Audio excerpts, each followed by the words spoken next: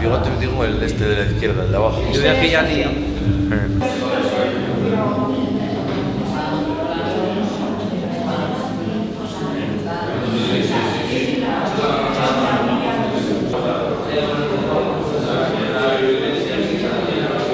Ya para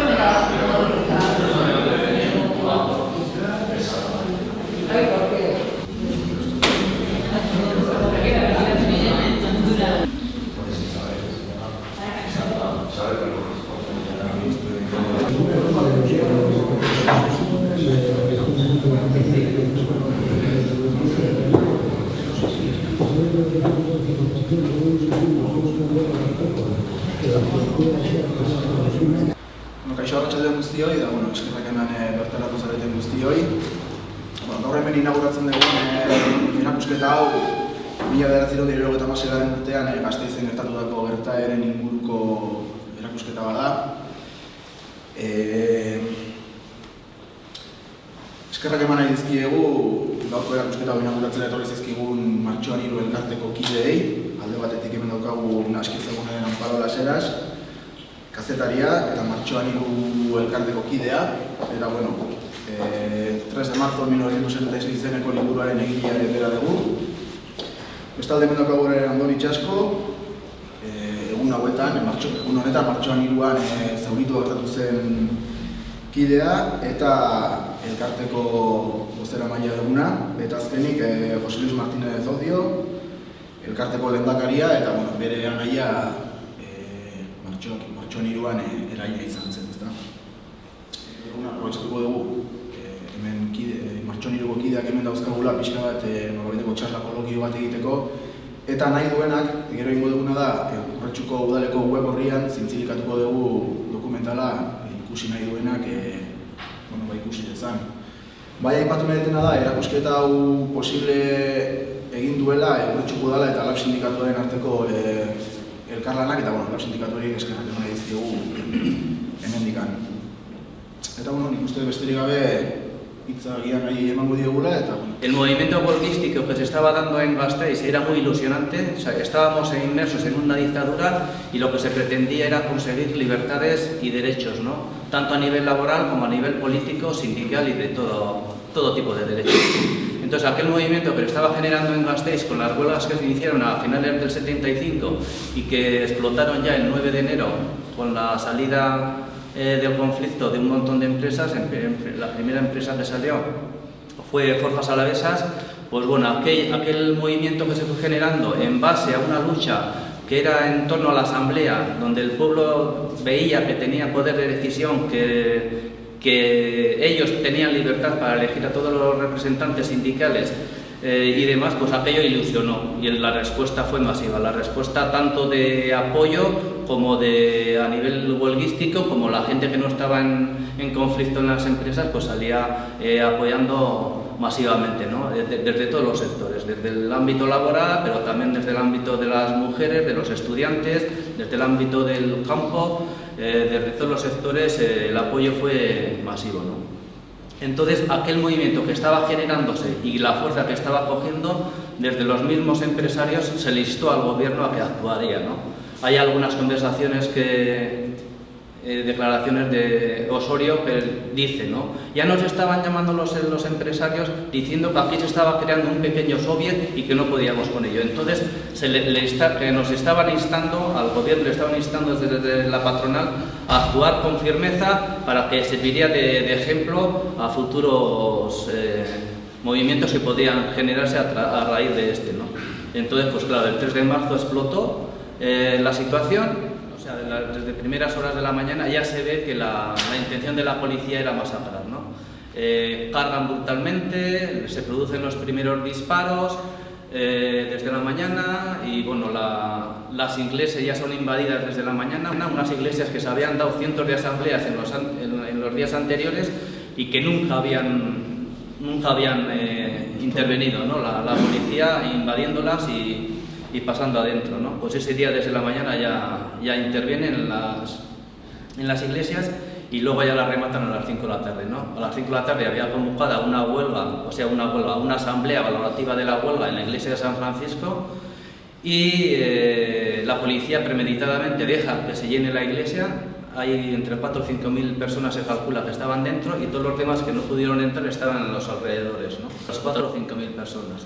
En ese momento la policía acordona la iglesia, la acerca y insta a los que estaban dentro a que saldrían. La gente que estaba dentro pues no quiere, sabía lo que les esperaba afuera y no quieren salir de la iglesia. Y bueno, ante esa situación están hablando con el párroco le dice que no hay ninguna situación que exija una actuación y en base al concordato que eran inviolables las iglesias.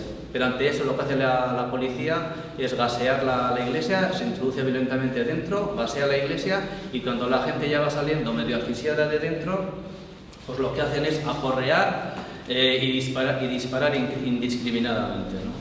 En un primer momento se caen los 3 primeros obreros, Pedro María Martínez Ocio, hermano de José Luis, cae ahí enfrente de la iglesia, precisamente el monolito que está ahí, este es una réplica, es donde cayó José Luis y alguna persona con la sangre del mismo puso en el suelo Justicia, ¿no? Y luego pues en ese momento también pues caen abatidos Francisco Aznar Clemente y Romualdo Barroso, que mortalmente herido moriría sobre las 11:30 de la noche, ¿no?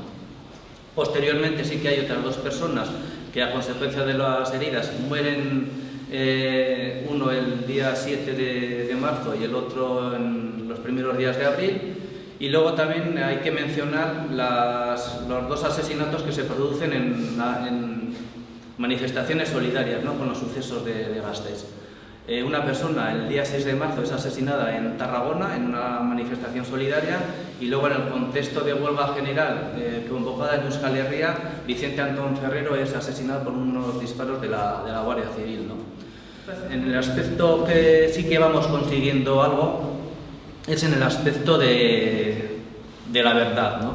Si como al principio, como os decía, nosotros éramos los terroristas y la policía fueron las víctimas, ya hemos conseguido que por lo menos se nos reconozca que aquello fue una lucha justa por derechos y libertades y en ese sentido sí que hemos conseguido del Estado español que en la famosa ley de memoria, por otra parte, que es muy light, que no recoge todas las ansias que tienen los movimientos memorialísticos para enjuiciar el franquismo y todas las consecuencias, sí que por lo menos hemos conseguido que se nos recoja en esa ley de memoria como una lucha justa por conseguir libertad y democracia, ¿no? Y en ese sentido se nos ha admitido. Sí que es verdad que se nos mete por la puerta de atrás, por un resquicio que hay, pero se sigue manteniendo el reconocimiento y la discriminación con respecto a otras leyes de víctimas, ¿no? En ese sentido, pues bueno, vamos a seguir en la lucha. Actos como los de hoy nos permiten ir difundiendo por todos los sitios lo que fue la lucha del 3 de marzo, una lucha que hoy más que nada se hace necesaria dada la situación actual. Si antes estábamos mal, hoy estamos en una situación también que hay que recuperar aquel espíritu de lucha que se formó entonces. Bueno, y en ese sentido, nosotros en el año 2001 ya elaboramos un libro que escribió Amparo Las Heras con motivo del 25 aniversario y en la actualidad, viendo cómo había evolucionado todo el trabajo que íbamos llevando de la asociación, todas las novedades y demás, habíamos considerado que había que reeditar el libro y que había que recoger todo ese avance que se estaba dando, ¿no? Y bueno, y este año, pues recientemente, en noviembre, pudimos sacar el libro. Este libro también recoge el DVD con el documental de la revuelta permanente, que siendo Lluís Llach la excusa, como a él le gusta decir, se recoge todos los hechos del 3 de marzo contados pues muy bien. Es un documental emotivo, hecho por Lluís Danés, y bueno, viene con el libro, ¿no? En realidad el libro es como si fuese un amplio reportaje de cómo viví yo los acontecimientos del 3 de marzo, con datos y con hechos que, bueno, que todos conocemos, ¿no? Yo entonces lo viví no como militante de ningún sitio, o sea, quiero decir que yo no militaba en ninguna parte, simplemente era una persona que venía de una clase, de una familia de trabajadores, y yo lo viví de esa forma, pero yo creo que la forma en que yo lo viví se puede extender a muchísima gente de Gasteiz. O sea, primero fuimos espectadores, pero luego eso se convirtió en la militancia de unos días en que se querían cambiar muchas cosas, ¿no? Gasteiz había tenido ya la experiencia dentro de la organización obrera y del movimiento obrero en las luchas del 72 en Michelin, que fueron importantes, quizá poco conocidas, pero también fueron importantes, y eso, aunque esa lucha no tuvo ni más proyección y fue muy reprimida, sí que creó un pozo de organización que estaba ahí entre la gente, pero que de alguna forma explotó en el 3 de marzo. En el 3 de marzo se sitúa dentro de hay que verlo, la muerte de Franco, y en un periodo en que se estaba gestando entre los partidos y sindicatos también españolistas, se estaba gestando una transición en la que no había una ruptura con las estructuras franquistas, sino que iban a ser una continuación bajo ese apéndice, ese nombre democrático, que luego hemos visto en estos años pues que no ha sido así.